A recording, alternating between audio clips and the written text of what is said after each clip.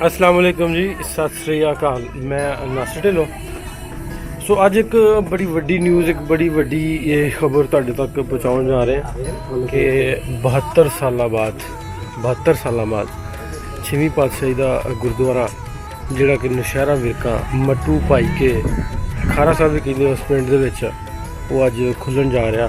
Punjabi lab दी कोशिशां, shrines board दी कोशिशां, Pakistan government के ताबन दे नाल ਇਹਦੀ ਅੱਜ ਇਫਤਤਾਹ ਹੋਣ ਜਾ ਰਿਹਾ। ਉਹਦੀਆਂ ਤਿਆਰੀਆਂ ਜਿਹੜੀਆਂ ਨੇ ਉਹ ਚੱਲ ਰਹੀਆਂ ਨੇ। ਇੱਥੇ ਸੰਗਤ ਜਿਹੜੀ ਹੈ ਨਨਕਾਣਾ ਸਾਹਿਬ ਤੋਂ ਥੋੜ੍ਹੀ ਦੇਰ ਤੱਕ ਪਹੁੰਚ ਰਹੀ ਹੈ ਅਤੇ ਇਹਦੀ ਸਾਰੀ ਜ਼ਿੰਮੇਵਾਰੀ ਟੀਮ ਪੰਜਾਬੀ ਲਹਿਰ ਦੇ ਜ਼ਿੰਮੇ ਹੈ। ਅਤੇ ਆਓ ਆਪਾਂ ਤਿਆਰੀਆਂ ਵੀ ਵੇਖਦੇ ਹਾਂ, ਨਾਲੇ ਗੱਲਬਾਤ ਵੀ ਕਰਦੇ ਹਾਂ। ਆਓ ਜੀ, ਇਹ ਖਲੋਤੇ ਜੀ ਲਵਲੀ ਜੀ, ਪਸੀਨੇ ਹੋਏ ਆ।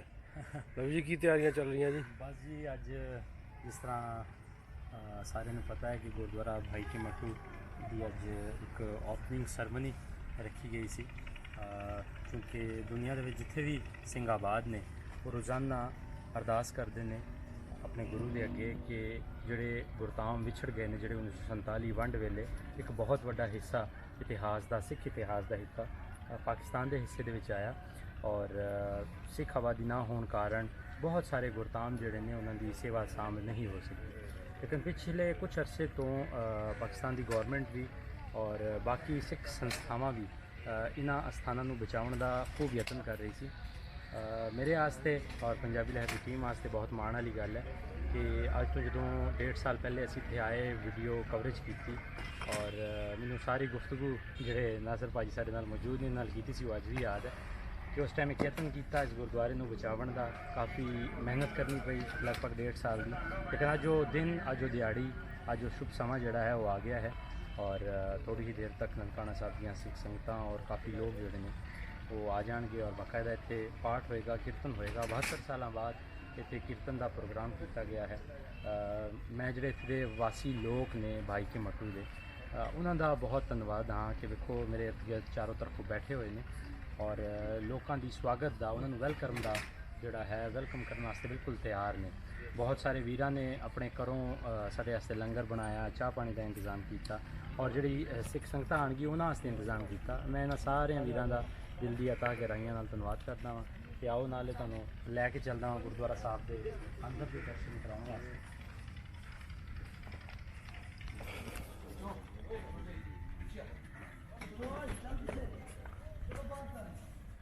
गुरुद्वारा साहब की इमारत जी है बिल्कुल ठीक है, इनू किसी किस्म की छेड़न की लोड़ नहीं है, लेकिन चूँकि इसकी चारदीवारी जी है वो मुकम्मल तौर पर डिग चुकी है और असी जरा मेन साडा फोकस है वो यही है कि इस गुरुद्वारा साहब की चारदीवारी बनाई जाए ताकि जो लोग जिन्होंने नहीं पता इतिहासक स्थान का वो जरा है गुरुद्वारा साहब मौसम तो और हर चीज़ तो बचिया रहे।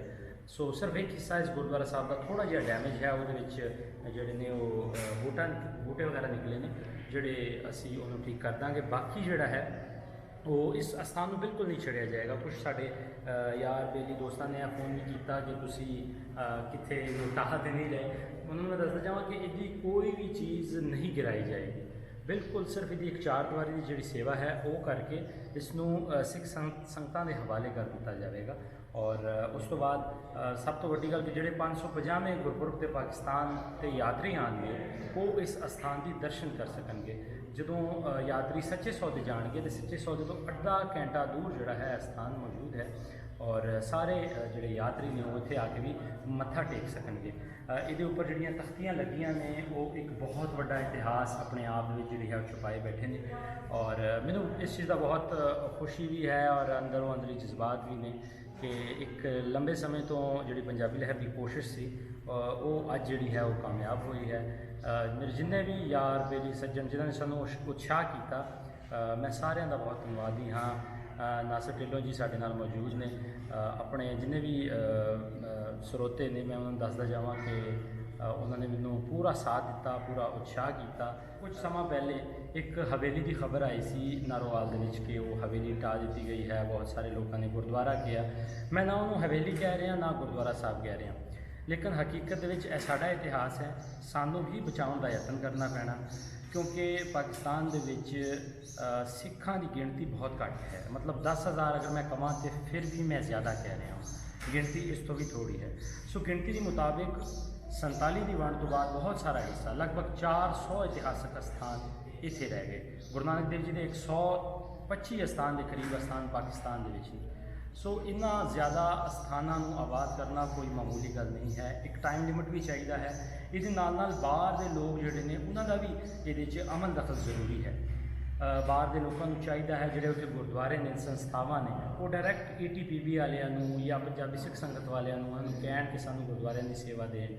अगर पंजाबी लहर वाला जिहड़ी एक लहर चलाई सी अज तो कुछ समा पहले वंड के बारे च, और अज मैनूं खुशी है कि बहुत सारे लोग उहदे उपर गल करते हैं, और मैनूं इस चीज़ की उड़ीक है कि जो लहर एक गुरुद्वारा साहब नूं सांभण ते असीं चला रहे हैं या चलान लगे हैं, जो गुरु नानक पातशाह ने साडे ते मेहर की है, साडा कोई कमाल नहीं। मैनूं बहुत इस चीज़ का इंतज़ार है, उड़ीक है कि बाकी जिहड़े साडे वीर ने वो भी इस तरह एक एक दो दो स्थान जिहड़े ने उन्होंने बचावन। वो डायरैक्टली पाकिस्तान के किसी नूं किसी किस्म की माया पेटा करने की लोड़ ही नहीं है। वो जाके पाकिस्तान की गौरमेंट नूं खत लिखण, ATPB वालियां नूं खत लिखण, पंजाबी सिख संगत वाले नूं खत लिखण, पाकिस्तान से गुरुद्वारा प्रबंधक कमेटी नूं खत लिखण। मैनूं पूरी उम्मीद है कि वो उन्हां दा मुकम्मल सहयोग देंगे। अगर हर एक संस्था एक एक गुरुद्वारा साहब बचा लवे तो असी 550वें ते बहुत सारा इतिहास बचा सकते हैं। आप सारे लोगों का बहुत बहुत धन्यवाद। थोड़ी ही देर तक संगतां आ जाएगियां, सो असीं तुहाडे नाल शेयर करांगे। वाहिगुरू जी का खालसा, वाहिगुरू।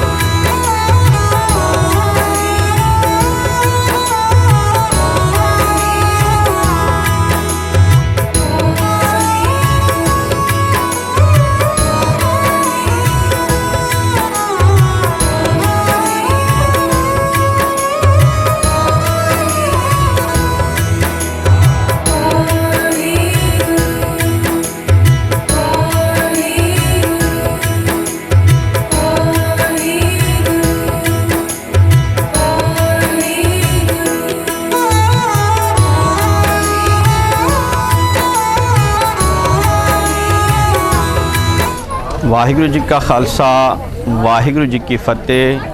ਸਤਿ ਸ੍ਰੀ ਅਕਾਲ, अस्सलाम वालेकुम। देशां विदेशां चों बैठे हुई संगतां या इस वेले जो भी इस वेले दर्शन कर रही संगतां नूं लखां ते करोड़ां वार वधाइयां। अज देशां विदेशां च संगतां बैठियां ने जिहड़ा अस्थान 72-73 साल पहला छड़ के गईयां सन। अज पंजाबी सिख संगत और पंजाबी लहर उसकी कार सेवा करेगी।